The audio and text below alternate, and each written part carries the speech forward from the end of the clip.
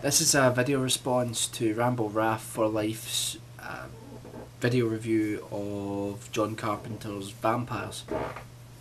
Matt, the guy that does the reviews on that channel, Matt, I've been a big fan of your reviews for a long time.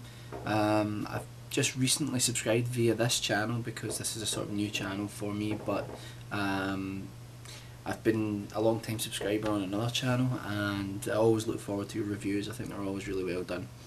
So anyway, because I started this horror channel, I thought I would do a video response to one of your horror related reviews, and I was looking through your reviews again, and John Carpenter's Vampires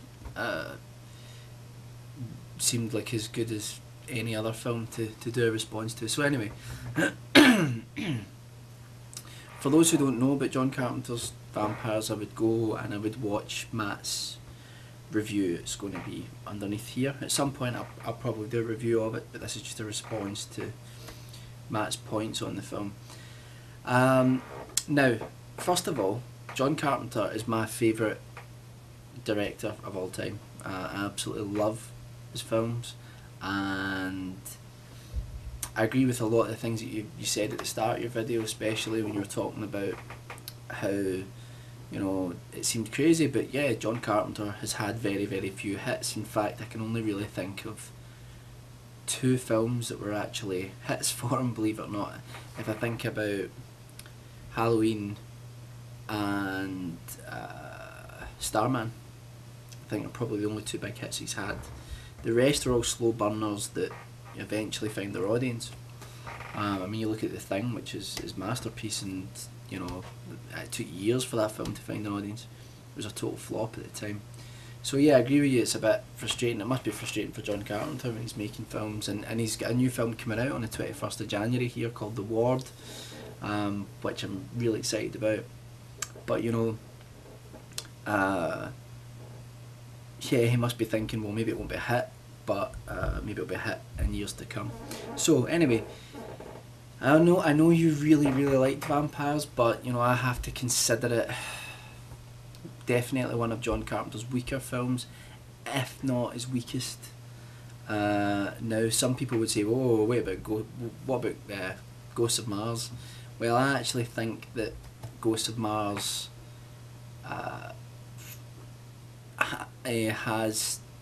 been underappreciated in some ways. I mean, there's some things in it that are absolutely terrible, and it's by no means a classic, but I think it's really enjoyable, and I think it's more enjoyable than Vampires.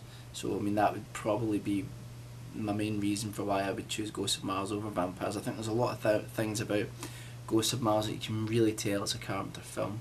So anyway, yeah, John Carpenter's been wanting to make a Western for years. In fact, most of his films in some way are, you know, Assault on Precinct 13 was a sort of remake of Rio Bravo, and you look at Escape from New York, Big Trouble in Little China, there are Western elements in these films. And Vampires is, yeah, probably, I think you're right, he's probably the closest to a Western that he's made. In fact, he said when he was making it he wanted to emulate the style of Peckinpah, I think it was. Anyway, so I'll tell you, there's one main reason why I don't like this film as much as Carpenter's other ones. Now, I'll watch it. Now, I think James Woods is great. I think the opening of the film's brilliant. You know, the first sort of 5-10 minutes, you're like, yeah, this is going to be a really great Carpenter film, and unfortunately it just doesn't deliver. I think it's just very low budget, and I don't mean, you know, I mean, he made Dark Star. Dark Star's, you know, a favourite film of mine. I love it, but you know, and it was horrendously low budget. But there's something cheesy to Vampires, and I'll tell you what it reminds me of. It reminds me, it's sometimes in some bits of like an episode of Charmed. Now, you know, just visually, I think there's some really great shots in the film, but the real problem, and it's a problem that also dogs Ghosts of Mars, is that the villain is just really poorly conceived and poorly executed. I mean, the head vampire in this film, he looks like, that's specifically what I'm talking about, he looks like a character out of Charmed. I mean, he really does. Like how you'd imagine they would do a vampire. And I don't think it's the actor's fault. I don't know, I think, you know, they got the makeup wrong. I think they just get the whole genesis of the idea of this head vampire, master vampire, wrong, you know. He's just really not intimidating in any way, and he's supposed to be like the first vampire, so you would assume that he would be, you know. It could, my version to it could be the fact that I prefer to think of vampires as evil, plague-ridden characters rather than aristocratic figures. So that could be part of my aversion towards it, but I think that that's a big problem, and it's a problem in Ghost of Mars as well, where the villain in that isn't you know, it's just very MTV, you know, more than anything else. It just doesn't feel cinematic.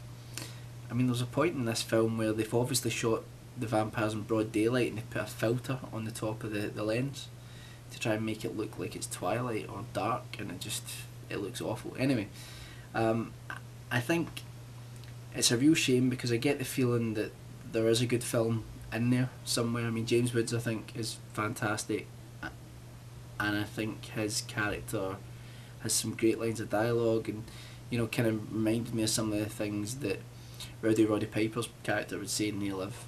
So don't get me wrong, I still enjoy it. I'd still choose it over a hell of a lot of other films, but I think for me it's probably Carpenter's weakest. And I know you really liked it, and I know a lot of other people really like this film, but yeah, it's just, if I was going to recommend Carpenter films, it wouldn't be this one.